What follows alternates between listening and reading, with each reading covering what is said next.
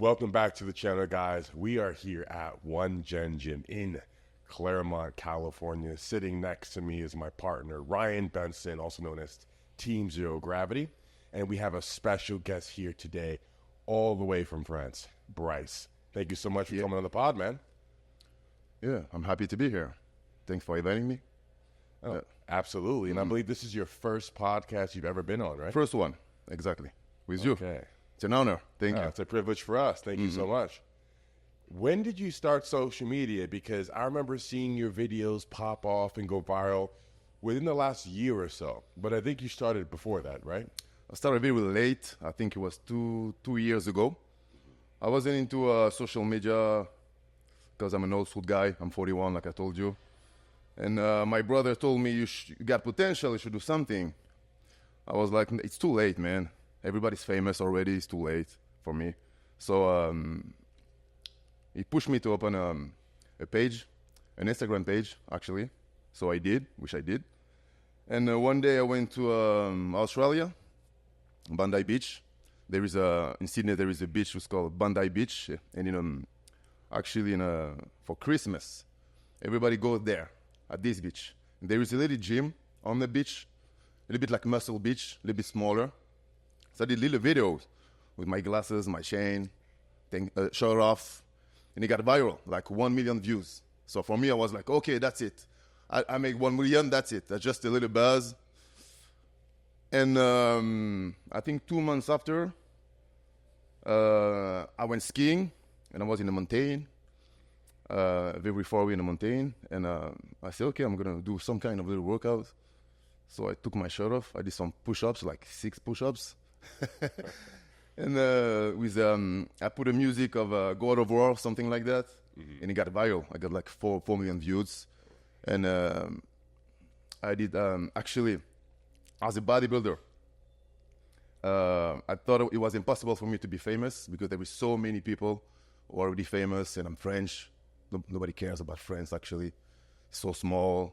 Nobody speaks English in France. So it's very complicated as a bodybuilder to get famous if you're in France. So actually there is maybe a couple famous French bodybuilders for the last maybe 20 or 30 years. So like I told you, 3 years ago, I decided to stop bodybuilding. I still train as a bodybuilder, but I changed my goal, actually. I was in love with fighting, with boxing, kickboxing. I got a little background in karate. So I wanted to try again and do something different and something different, actually.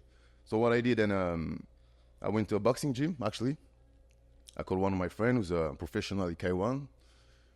So he said, go to my gym, come with me tomorrow, and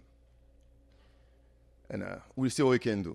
So I went there. I was actually 280. It was pretty big. And I went to the gym, and the owner said, okay, you're going to take a jumping rope, go over there, and do 30 minutes of jumping rope. But when you're 290, 280, it's horrible. You do like 3 minutes, you are on fire. So I wanted to be, I didn't want to give up, so I did maybe 10, 20 minutes, and I was exhausted, because I was too heavy, and you got to get used to it. So when I'm done, he said, okay, you see the heavy buck over there? I said, yeah. Go punch the heavy buck for 10 to 12 rounds. And I'm going to see. I'm watching you. Don't worry about it. I'm watching you. Just go ahead. Wait, 10 to 12 rounds? Yeah. How many minutes per round? 3 boxing rounds. So I put my gloves, whatever, and I started to punch. But right away, I wanted to punch some heavy punches. So I was going too hard. So after 2 or 3 rounds, I was like exhausted. But I kept going. And when I finished, he said, okay, come back tomorrow. He didn't say anything. He didn't say, okay, I'm going to train you or whatever. Come back tomorrow. I went home. I was sore everywhere. My calf, my biceps, my shoulders. Because when you're a bodybuilder, you're used to heavy weight. You're doing heavy weight, 10 to 12 reps. You rest. You do another set. You drink some water. But in boxing, it's completely different. It's very different. For a boxer, it's going to be hard to be a bodybuilder, and for a bodybuilder, it's going to be hard to be a boxer. So my goal was to prove people then you can mix both of them. That was my goal. I didn't know if I was able to achieve it, especially at 40, because I was 39 back then. But I wanted to try. And actually, when I was a kid, I had a gift. My gift was in sports. I used to do like 3 or 4 different sports, and I was always great at it. I used to be a sprinter in track and field. I was doing 100 meters. I won one of the best in France in the top 10 when I was 15. I was doing basketball. I was doing karate. I think it was Aikido, and I was training as well. Because I started to train, I was 11. Actually, I saw, it was in 92, I think, 92, 93. I saw a magazine of Flex Wheeler. There was Flex Wheeler on the magazine. It was 92. And I was, what the hell is that guy? Looks unreal. Especially in France. We don't have any big guys, or doesn't exist. Only in movies. Back then it was like Arnold and Stallone. That's it, you know? They were my role model. And for everybody else as well. Talking about the 90s. So I wanted to buy the book. And the guy said, man, you're a kid. What you want that book for? I'm like, yeah, I just want that book. What for? It's not for you. I said, give me the book. I want that book. So I bought the book. I went home. And I was like watching the pictures. I was like, yeah, I want to be like this. It looks incredible. It looks unreal. So from that day, I said, okay, I'm going to train 2 hours a day after work instead of doing my homework. So I trained 2 hours every day from 11 years old to 16 years old. And at 13, 2 years later, I was jacked for my age. I was like, I got abs, got chest, I could bounce my chest. I was at school like bouncing my chest to impress my friends. So I knew I had a gift because I was 13, I was the quality muscle of an adult, actually, of a grown man adult. So that motivated me to keep going. So it became an obsession, actually, because instead of going out with my friends, do stuff like going out, going to clubs, my goal was just to train. And it was like some kind of therapy for me, you know? It's like in life when you feel sad or mad about anything, everybody struggles with different things. For me, it was a way to shut down everything. It was just myself against myself. You know what I mean? You versus me versus me. I didn't even need music. It was just me versus me. I was keep going. Actually, when I was 11 years old, I had no stuff, no dumbbells, no nothing. I was doing push-ups, dips, stuff like that. Very simple, but like non-stop for an hour, 2 hours. You said in France, there's not many big guys, many bodybuilders. No. So did you always train by yourself? Did you have a workout partner during this time? Actually, when I was from 11 to 16, it was at my house, in my room. So I was by myself. So at the age of 16, I was allowed to get into a gym. So I went to a gym, and I was training by myself. But I didn't know how to train. I was doing like a full body workout, 3 hours in the morning and 3 hours in the afternoon. I was spending my whole day in the gym. So one guy come to me, he said, okay, you train too much. You need to train less. If you train less, you're going to grow. So train like 2 hours a day, and you see the difference. So I was like, okay, I'm going to try. So I did that, and I gained 10 pounds. Well, I was 17, I gained 10 pounds. I was happy. And there was a friend of mine, he said, okay, you're doing too much machine. You need to go on a free weights. You need to try bench press, rowing. So come with me. I'm just going to show you how to do this bench press. So he helped me with the bench press. I think he was doing like 250. He was okay, you know, he was older than me. So I started to try bench press. At the first time, you're like, woo, what the hell? So I was training every day on my bench press. And 6 months later, I could do 10 reps with 250 actually. Yeah, and I was 17. At 18 years old, I was bigger. I was 200 pounds, sorry. Yeah, I was playing football, American football, of course. Football in France. We have some football. It's not that famous like here, but you still have a little bit. I don't like soccer because for me soccer is very famous in France, especially in Marseille, my city. It's like it's crazy. Like everybody loves that. It's amazing. Oh, you're from Marseille. From Marseille, and the soccer team in Marseille is famous around the world. It's like you have no idea when there is a like the days of the play, the city is full like you never seen before. You can't go outside. There is traffic everywhere. That's crazy. But I'm not into soccer. I don't like soccer. No, I like football. Football is more violence, more tactical. It's better. So I'm French, but I like American stuff. Always like American stuff. Then back then there was you couldn't buy any protein. There was only one store. It was like a pharmacy. They had like a little box of protein. It was disgusting back then. Yeah, it was like in 2000. When I said disgusting, it was very disgusting. But there was the only place you could buy protein back then in France. Yeah, you gotta remember it's in France. In France, with very old school. It's completely different. They got nothing over there. Better right now. But back then there was nothing. So I used to buy those disgusting little pack of protein. It was very expensive. And I was a kid, so I didn't have enough money, you know. So I gained maybe 5 to 6 pounds just with protein. So I was happy. I was like, yeah, it works. And one day, my coach in football, actually, my coach was a huge guy. He used to play football in Canada. He said, do you know creatine? I was like, creatine? What's that? He said, creatine, man, you're gonna be different. Oh, yeah. I'm going to have a box for you, a little bottle from Spain. Because back then in France, it was illegal. Creatine was illegal. We're talking about creatine, not steroids, Creatine, right? just creatine. Not steroids. Not steroids, creatine. Creatine was illegal in France back then. So for me, I was like, oh, he's going to bring me creatine. That's crazy. So he brought this creatine from Spain, actually. And I took this creatine like before it was like 10 grams in the morning. 5 in the morning, 5 pre and 5 post. That's a serious stack. Yeah, the first week. And French people are too scared of. You have no idea. Even now, they're scared of creatine. You have no idea. They're like, oh, creatine. Hey, you're smoking cigarette every day, man. When you buy creatine, you're not asking the guy, is that dangerous? You know it's dangerous, but you smoke. Don't be scared of creatine. You can go ahead.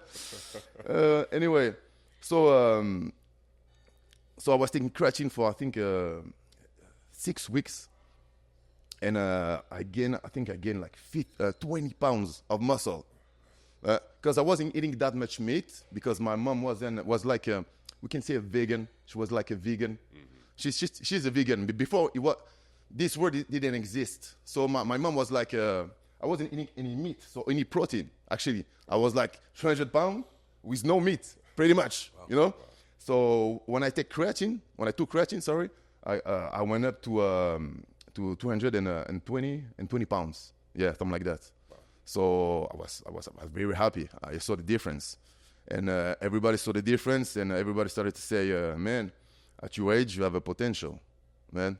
You should compete. You should compete. You should do something with your body. You should compete." So I was like, for me, I wasn't big enough for that. It's not big enough. See, when you see the pictures on a magazine, it's like something was unreal, because you never see a big guy like this in France in real actually. So it's like so far away when you're from France. So what I did when I was 20, actually I left France by myself, took my bag. I was still in my parents' house, so I said I gotta go. For many reasons, I had to go. I had to go. So I left France by myself, and I went to Canada by myself. And I didn't speak English at all. Like, hi, hello, yes. So I went to Halifax. I knew some guy in Halifax, a friend of mine, who used to study in France. So it was pretty tough, because when you can't talk to nobody, actually you're scared of everything. I was scared to go into the grocery store because I wanted to. I would be afraid if somebody would ask me something, and I would be like, you see? So for me, I was like a shame of talking. Voilà. So the thing is, it took me a long time to not to learn English, but to not be afraid of getting out of my house and trying to, you know. So what I was doing doing to some university where you're supposed to learn English for like Mexican guy, for Chinese guy. So I paid for the school, and it was 3 months actually, 3 months. And in those 3 months, I learned nothing because I was the only French guy. You are like 90% of Japanese guy. So they're all talking Japanese between them. So you can't learn when you do that. You know what I mean? So I learned pretty much nothing. So I was pissed because I paid for nothing. So what I was doing, I was going to the gym, and after the gym, I was going home. I was watching TV, and I was putting the subtitle in English. It was in English. So I was trying to figure out what word is that. I had a little book.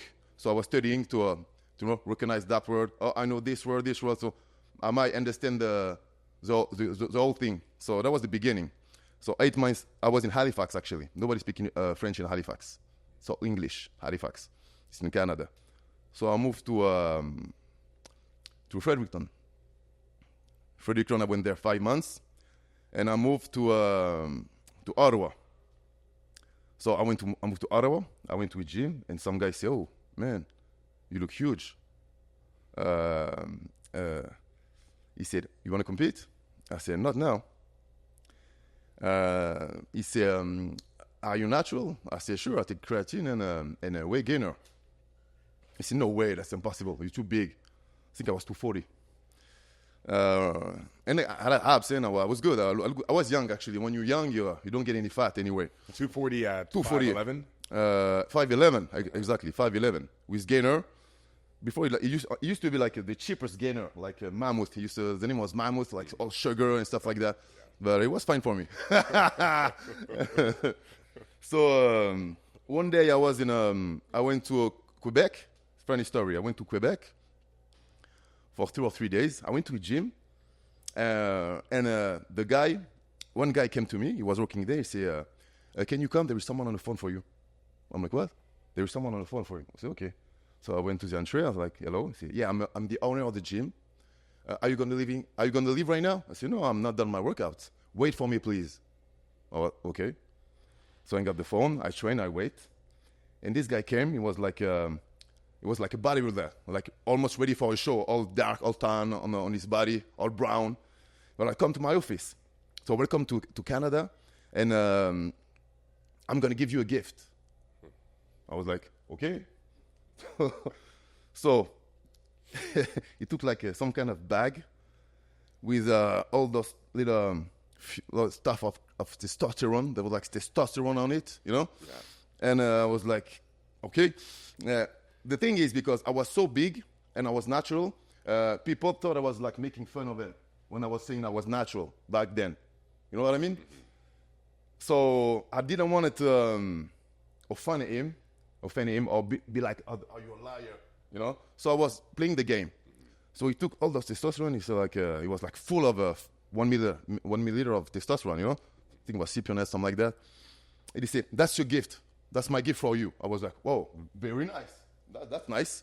But instead, I'm going to need you to do something for me. I got a show in 4 weeks, and I'm going to need growth hormone." I was like, before I didn't know nothing about steroids. So I was like, okay, I'm going to make some calls. So he said, okay, let me know because I got my show in 4 weeks. But actually, that's stupid because I was supposed to do that. Even now, that's impossible. From France to America, that's impossible. You can't do that, you know? It's too complicated. That's crazy. So I went home, and actually, I was training at some gym, and at this gym, there was a guy who was a bodybuilder, a professional bodybuilder back then. His name was Brice Akuesson. He was huge. He was famous back then, and he was training at the same gym, at my gym. And when I was a kid, when I had that first magazine I told you about, the Flex magazine, he was on the magazine. So I used to put the pictures of Lex Wheeler and everybody on my wall to motivate me. So when I went to this gym, I saw the guy was on my wall when I was 11 years old in front of me. Back then he was huge. He was getting ready for, I think he was Night of Champions, something like that. He was huge. And I used to talk to him, and he used to talk about me. It was like, this guy is not natural. He was talking about me. So I was pissed off because I was like, he's a professional, and he's huge, and he's talking about my back, kind of, not in a bad way, but like, I'm not natural. So I was kind of pissed off. You know, I was like, come on, he's a pro, so I'm going to show everybody the difference when I'm natural and when I'm not. So I was like 240, or almost 240. So I tried the testosterone, and man, my bench went to from went from 350 to 550. Whoa! Yeah, that was crazy. And I was how much time? I was like, oh, in a few months. Oh, that was crazy. Like in a couple months, something like that. That was crazy, and. He came back to me and said, I believe you. You are natural. I can see the difference because I was benching more than him, actually. So I gained like maybe 20 pounds. I think I got very huge. My body responded very well, you know. So it was just for a couple, 2 or 3 months. And I was doing on and off, you know, all the time. So when I was 22, I decided to compete, to try a show. Back then it was in Ottawa. So I did a show. I got second in the first one. I was pissed off because the guy was actually, he wasn't even heavyweight. He was a little small guy compared to me, so I didn't know. Well, I don't know why he won, but he won. I did the second one, and I won the second one. And I stopped competing, actually. Because I had a great potential. I knew I could be a pro. That was my dream.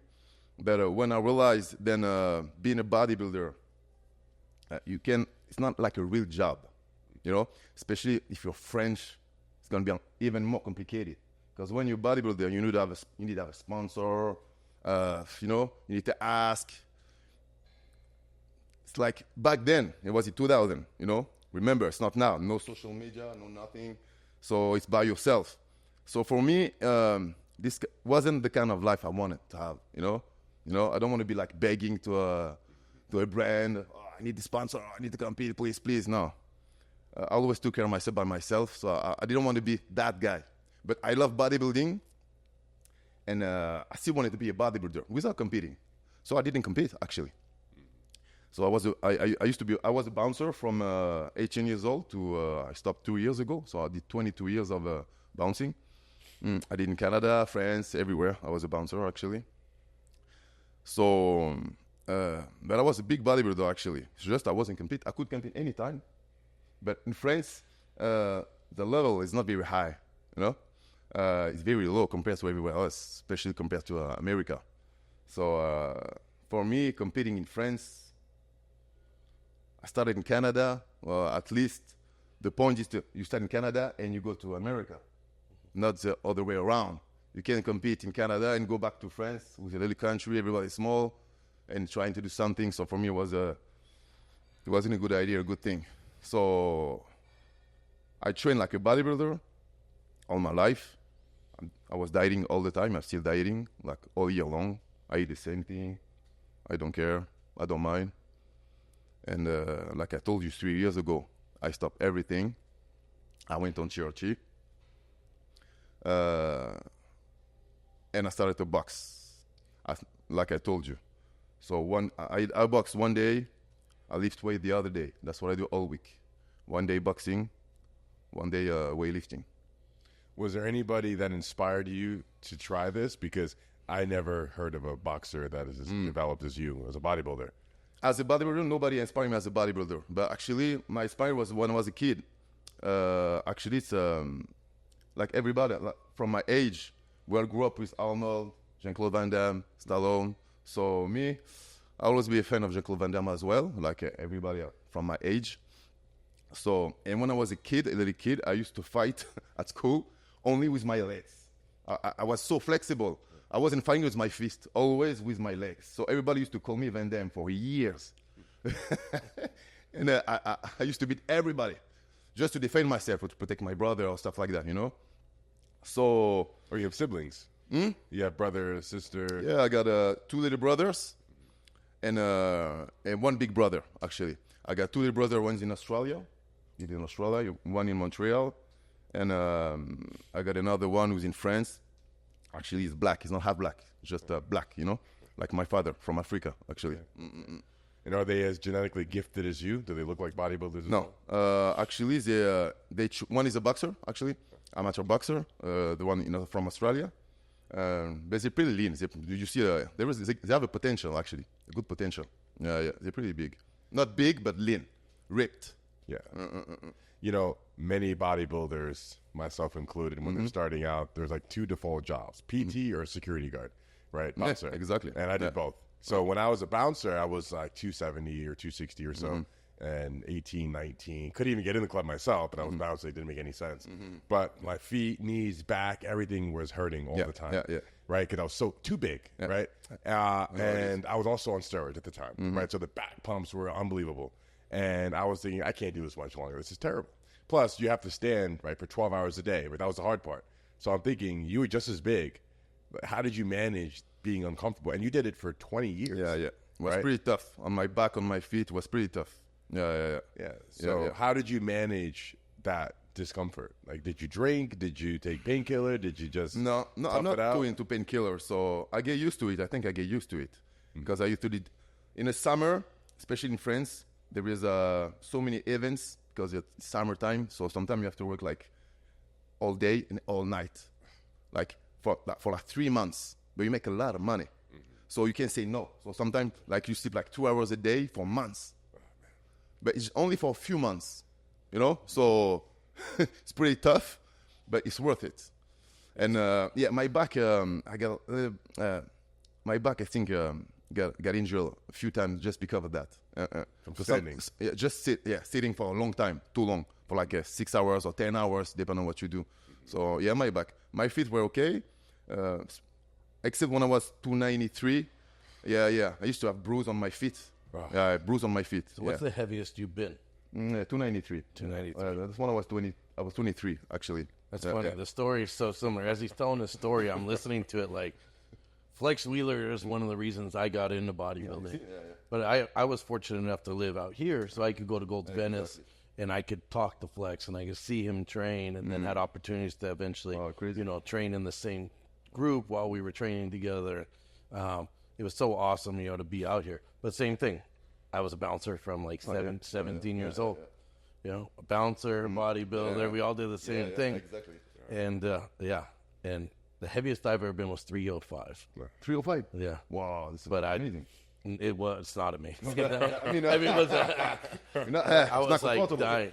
I'm a few years older. You said you're 41, so now I'm 45. So we're in that same era. So Flex Wheeler was like the epitome of bodybuilding, the shape. Exactly. You just looked at that physique and God, I want to look like this. But the same thing prior to that, it was like Arnold Schwarzenegger, Stallone, all these guys. That was like what you looked up to, right? You saw them in the movies, and you're like, and they were all not only like buff guys, but they were also, all of them played a role of like this badass fighter, Exactly. So I think everybody, that's the reason why you want to get into it, You want to be all around a badass. Well, clearly, you accomplished, accomplished that. That was my goal, so I think I did a good job. I trained very hard. The thing with me, then, when I do something, there is nothing that can stop me. If I got to train 10 hours a day, I'm going to train 10 hours a day. I'm going to be focused on something. Like... So how's your cardio now? My cardio always been good, actually. Because like I told you, when I was a kid, I was a sprinter. I was small. But even when I got big, I was doing a lot of cardio all the time. I train, I do cardio. So I think I kept that level of cardio. And when I stopped boxing, it wasn't the same for sure. But I trained like 3 hours, couple times a week. Like for 3 hours, I wanted to be exhausted. Feel that how to be exhausted. Be comfortable with being exhausted. Sure. Yeah, exactly. Because when you boxing and you're exhausted, you can focus. Like if you're fighting, you're like, so you're losing focus. You're losing concentration, so you can avoid punch because you're too exhausted. You're trying to catch your breath. Yeah. So for me, being in this situation for a long time and for days and months, I think you get used to it and you stay more focused. You're still breathing heavily, but you can see you're more focused. You're not panicking. Yeah. The thing is, you don't have to panic. It's normal to be exhausted, but you still can keep going. So what's your weight now? Probably 260, I think. Yeah, 260. I make it 260, something like that. And Ryan, can you think of a bodybuilder as developed as him as he is a bodybuilder? I mean, you got a hell of a shape, man. I've seen you all over. I've seen you all over social media in the last couple of years. Like, I'd say more so in this last year. I've seen it, and I've seen videos of you like kicking the heavy bag. You know, like holy shit! I mean, this dude's a specimen. And from when you just watch on social media, like, okay, is this guy really a fighter? Or is he a bodybuilder just trying to get content? But clearly there's a skill level there because I'm watching. I grew up fighting myself. And same thing, mainly background in grappling and wrestling, but I've done quite a bit of boxing and Muay Thai and quite a bit of fighting competitively. And so I could see when he's kicking the bag and everything on Instagram, like, oh, this dude's powerful and he's got skill. So what's the goal then? Is it to be in there competitively boxing? The thing is, I won't mind fighting. Just then, normally nobody started a career at 41. Normally. So who knows? Maybe if I got a contract with something interesting, maybe I could try. I don't mind because I train like I'm getting ready for a fight. I actually train like I used to do 3 hours of boxing. Actually, when I train, I don't do just boxing. I warm up. I do jumping ropes. I jump on a tire. I do 12 rounds of boxing on a heavy bag. I do 9 to 10 rounds of kicking, just kicking. And after that, I work on the techniques. So it's a long training, work on the techniques. So sometimes it took like between 2 or 3 hours, just one workout. And at the end, I work on my full split. So you can do full split. Yeah. I warm up a lot. Like I need a half an hour to warm up. And the middle split you can do. Yeah. Well, boxing doesn't work out. Exotic dancing is definitely in the future. You make a lot more money doing dancing than boxing. Yeah, for sure. You're a good-looking dude. Where's Jake Paul at, man? Let's go. We got to get you in there. I mean, that's a scary thing because people always say when you're that muscular, right? When you got that much muscle, it requires so much energy to maintain it. Like you were saying, when you first started jumping rope, your calves were burning. I was exhausted. So has that gotten much better, or do you still a feel lot it better. being that big? Because at first, I wasn't filming myself. I was trying to improve. My goal wasn't to film myself. And I heard that when you film yourself, you can see your weakness. Thing that you cannot see when you train by yourself. So I started to put my phone and to film. I was like, man, nah, my feet's not good. That's not good. My position is not good. I'm too slow. So I started to change that, little by little, and I got better and better. I got to change that. And I started training my legs as well for a year, just to be faster with my kicks. You stopped training? Yeah, for a year, just to get faster with my kicks. And I got very fast actually doing that. Because my leg was too big, so it was slowing me down. And I stopped training arms as well. I don't train arms anymore. Because keeping my hands... I'm out of here. I just had to pull my shorts down because I'm embarrassed now. I train my legs twice a week, and they're I still... used to be 22-inch arms. I'm probably 21 right now.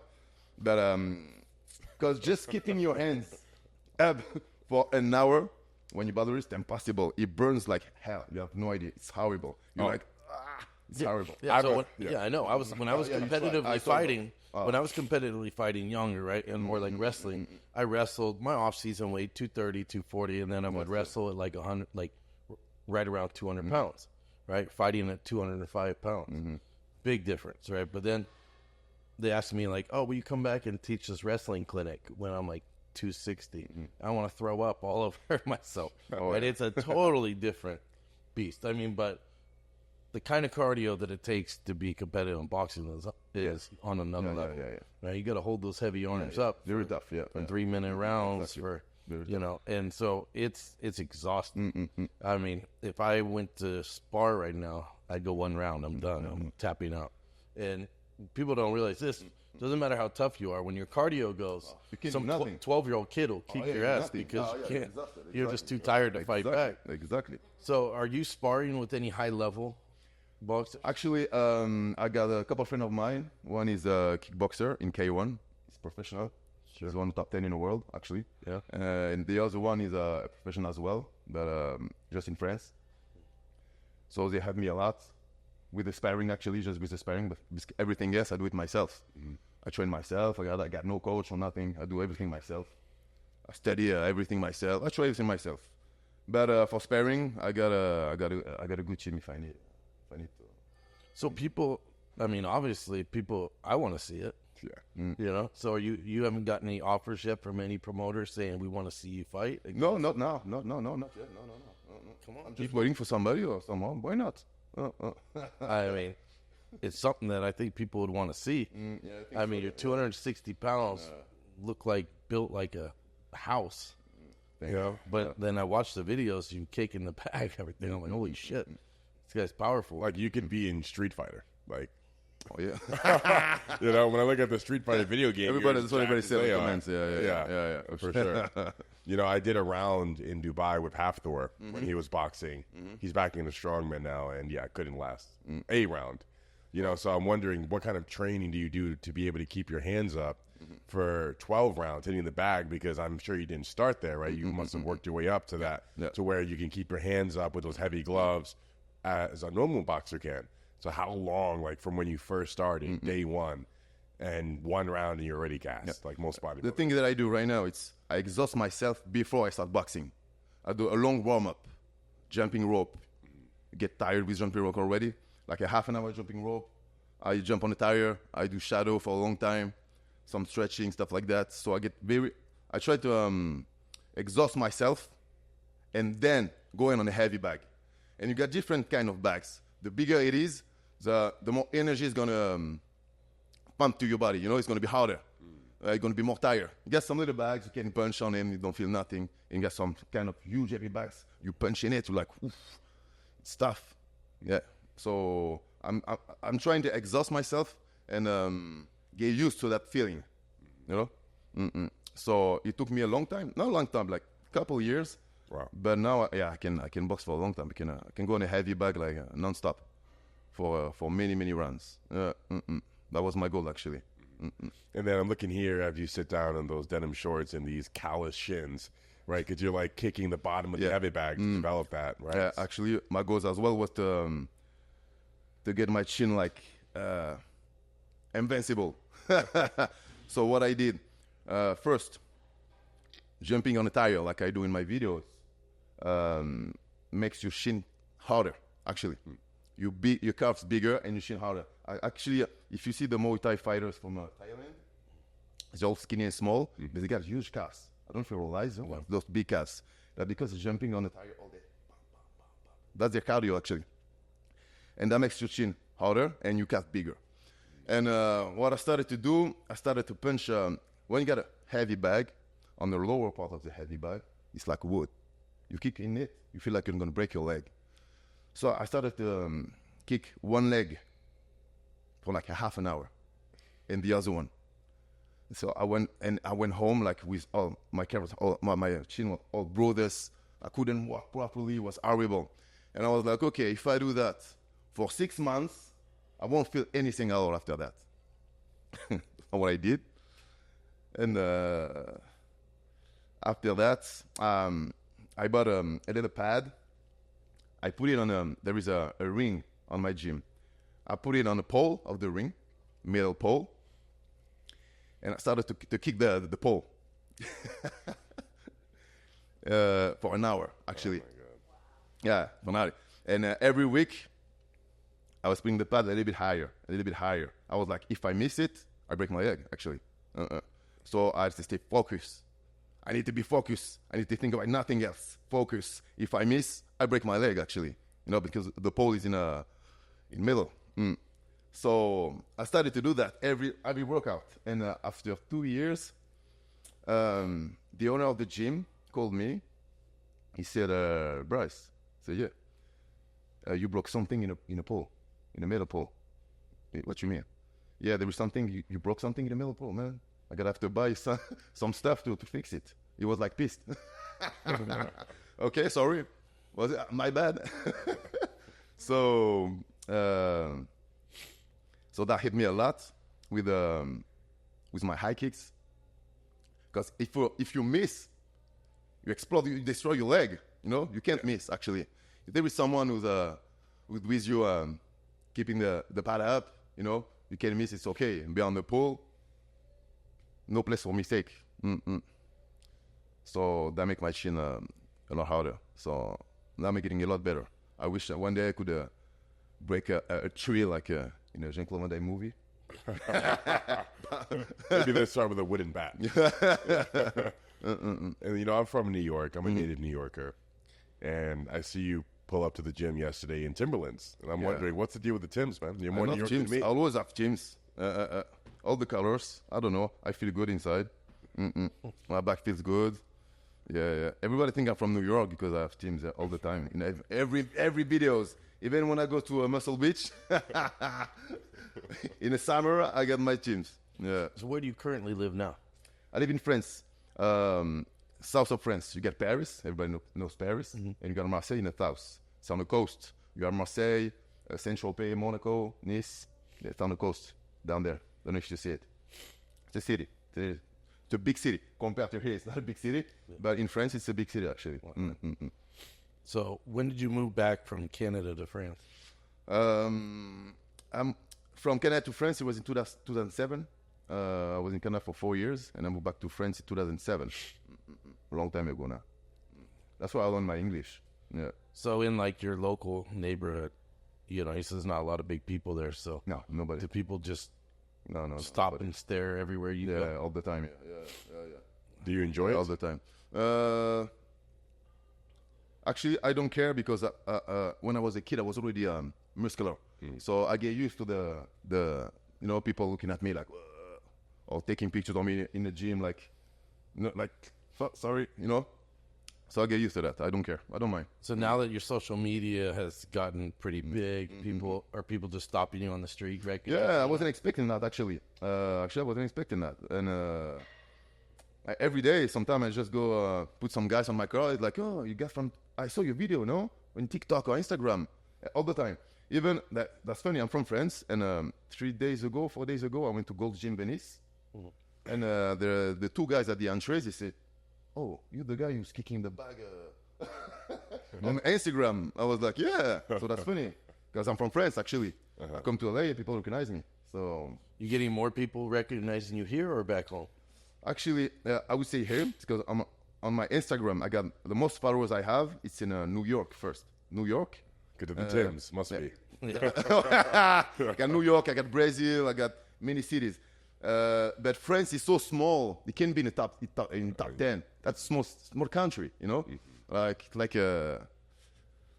Well, you look it's like California. It's not even California, France. You know, all France. I don't know if it's even bigger than California by itself. That's a little country. But in Europe, even if Italy, Greece, they're all small. They're small countries. Okay, so you're on social media as of the last couple of years, but 10 years ago, when I started social media, you were in your prime still, in your early 30s. Yeah. You were 290 pounds. Yeah. How come you didn't post on social media? How come you didn't try? Yeah, I don't know, because the thing is, I always train by myself. I had training partners a few times.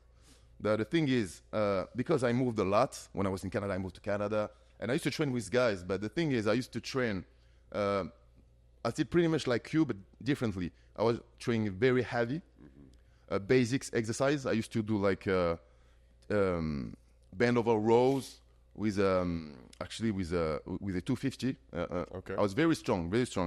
I was doing a bench press, 250, like I told you. I was squatting 630, something like that. I was very strong, and I wasn't just strong. I was strong and very fast. I was thinking a little like my rest between sets was very short. So everybody used to be exhausting with me. And they were hurting themselves. I used to train with guys, they were hurting their back, their chest. So they were like, I don't train with you anymore, man. You're too dangerous. So I was always good by myself. I could go heavy, I could go fast, you know? So that's why I get used to that, because when you have a training partner, it's very good. But if one day the guy can come, you feel like you didn't train as very well. Like you miss something, you know? So I don't want to be waiting for somebody. By myself, I'm good. I know I'm going to do what I got to do. I don't count on nobody. I don't have to call, man, where you at? Oh, you late? Oh, come on. I took my pre-workout. Come on, go ahead, you know? I just do what I got to do. Usually I used to put my hoodies on and train. I don't talk to nobody. And everybody was like, in France, everybody's scared of me. Like, it's like, oh, this guy's always angry. I'm not angry, you know? I'm in my world. I'm focused. Like, you can have a lot of people in the room. I don't see nobody. I'm by myself. I'm concentrated by myself. I love that. I love that feeling, you know? A lot of people don't understand that feeling. I get it 100% what you're saying. You know what I'm talking about. But there's a small group of people that do. Yeah. And your level of training when you're in that zone is much different. Like I tell a lot of people in the gym, they go, no, that was as heavy as I could go. Now, that's as heavy as you can go for the mindset you're in. You were just talking about what you're going to eat for dinner, and then you did your set. It's not the same level of focus, same level of intensity. Because for me, it's the perfect training. It's when you get, like actually, just when I get into my car, I'm started to sweating like right now, when I'm in my car.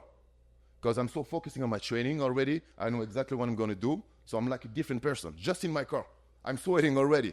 So for me, the perfect training is when I leave home, I go to the gym, I train, and I'm done without saying a word. Not a hello, not a how you doing, not a, oh, what the hell are you doing here? Nothing. For me, it's the perfect training. It's almost like yoga, you know? You're in different zone, you're somewhere else. Because for me, when you're working out, just taking your phone and for like 10 seconds, you disconnect it. Those 10 seconds disconnected you from the muscle. Not 100%, but enough to mess up a little bit your workout. So for me, the perfect training is no phone. Put your headphone, put your music if you want to. Don't touch your phone. Because now in the gyms, everybody's on their phone like that. Everybody. And like I told you, I started to train in the gyms. In 2000, I was 16 years old. There was no phone. Everybody was focused, training, or helping each other, or whatever, you know? Or, oh, you should do this. You know, the older guy, you were helping the younger guys. You should try this. You should do it like this. To train with me, I'm going to show you, you know? I'm not going to lie. Sometimes I used to have, when I was a kid, I used to have a couple guys who were like 50 years old. They were old bodybuilders. They used to help me. Oh, you should do that. Let's train with me. I was a kid. That's nice. When an old guy see a potential, you know, some guys, they're helping you. Now you can't see that anymore. At least in France. I'm talking about France. You don't see that. It's here you know? too, trust me. The thing is, when I train, I'm so focused, I don't see nothing. Sometimes I just look around and I see like 95% of the people in the gym like this. I'm like, come on, man, it's just an hour a day. An hour a day. You can't stay focused an hour a day. Yeah, that's funny because me, I got a lot of followers. You know, I'm like 600 something K, you know? Yes. And I don't care about my phone. And some guys, they got nothing, nothing to do on Instagram or TikTok or whatever. And they're like, all the time, like they were like too busy to, oh, come on, I got to answer this DM. That's what I'm talking about, you know? So that's why people don't have the results they used to have because they love the look of being an athletic or bodybuilder, but they don't like the work they have to do, you know? Yeah. The work is not just lifting weight, you know? It's a mindset. You have to stay focused. You have to love it. You have to live for it. But instead of that, I'm obsessed by training. But when I say obsessed, it's when I'm in the gym, when I leave my home. I mean, when I leave my home, I'm somebody else. I go, I train. I don't talk to nobody. Even my friends, even people I know, I don't care. I don't mind. I don't care. I'm not here to make friends. I'm not on Facebook or Instagram. I'm here to train. I want a result. Every workout counts for me. Even now, I'm older. I'm not a bodybuilder. I'm trying to get bigger anymore. But every workout counts. So I can't miss one workout. You know what I mean? So do you think you're born with that? Because there's a similarity between every single person that I talk to. Because when I hear you talk, it's like I'm hearing, like, it's like my story of growing up, right? How I got into training. same as Larry's story, how he got into training. And there's a common denominator between the people that are successful in this industry and them starting at a young age, because we had that drive from a young age to do it. For whatever it is, it wasn't even, like you said, it wasn't an outside stimulation that made you want to do it. It's something inside that at 45, for some reason, I still want to come in here and I still want to train heavy with my 20-year-old guys and still try to keep up, right? And it's something that never goes away, but I don't think it's something that you can teach, right? It's like something that's either you have it, you have it, or you don't have it. The it. thing is, because for us back then, it was harder. It was different because back then there is no social media. There was only magazine, and like you have to do everything by yourself. Now they got everything. The thing is, they got too much information. There's kids in the gym. They got too much information. So, like I said before, you take protein, just go to the gym for at least a year. Train properly, learn to connect your mind and your muscle, see the difference. You're going to have a difference because actually you're going to grow the first 6 months of your life when you train with no diet, no nothing, just keep doing what you're doing. You're going to grow like never in your life. That's science, because your body never trained before. So nowadays, they just want to have everything before enter the gym. You got people like, oh, I want to try this, I want to try that. Oh, where can I buy that?